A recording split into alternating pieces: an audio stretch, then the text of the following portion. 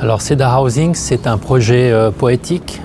Donc on est en zone de village, Genève, et sur le site il y avait un arbre, un cèdre majestueux, centenaire, qui préexistait. Et le projet, c'est en fait un dialogue entre cet arbre majestueux et l'architecture.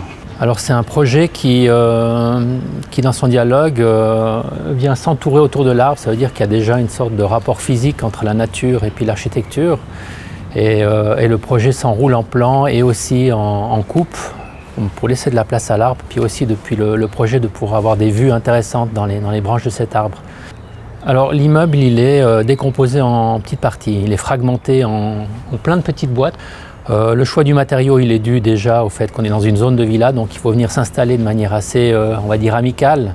Le bois de l'architecture fait écho avec le bois de l'arbre. Et ensuite, on a fait des duplex sur les angles pour des questions de gabarit et des triplex. L'idée ici, c'est que chaque appartement nous rappelle un petit peu la question de la villa individuelle, puisqu'on est dans une zone de villa. Ça veut dire que chaque logement a sa propre entrée, a sa propre adresse, a son propre perron. Et c'est comme ça qu'on peut en fait mettre en place le projet.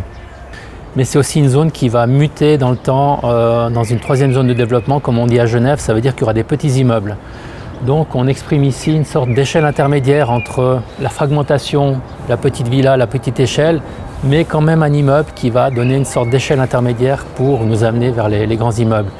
Donc on voit ici que pour la fragmentation, le bois il a été utilisé avec différentes couleurs, mais aussi avec des mises en œuvre qui sont horizontales, verticales, etc.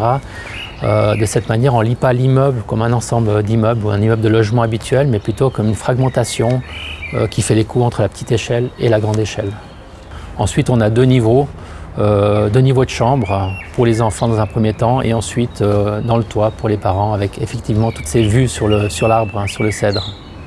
Donc ce sont des logements de très haute performance énergétique, donc des labels qui sont très élevés en termes d'économie d'énergie. Alors évidemment, le premier réflexe, c'est de faire une isolation de façade qui est relativement conséquente, d'utiliser des matériaux aussi qui sont écologiques, recyclables. Ensuite, en termes d'énergie, on est chauffé par une pompe à chaleur, évidemment. On a beaucoup de surfaces perméables, même la cour qui est en dur ici, c'est fait avec des pavés qui permettent d'absorber l'eau. Beaucoup de végétalisation pour l'îlot de chaleur, etc. Et ce côté convivial de la nature qu'on essaye d'avoir partout autour pour aussi faire écho à la zone de villa, qui sont des zones à Genève qui sont très végétalisées. Alors c'est un projet dont on est très fiers. On a des bons échos, les gens sont contents d'habiter là. Il y a une très bonne ambiance entre les différents habitants. Je crois que la PPE qui s'est mise en place, elle est très collaborative. Et pour l'instant, ça se passe bien.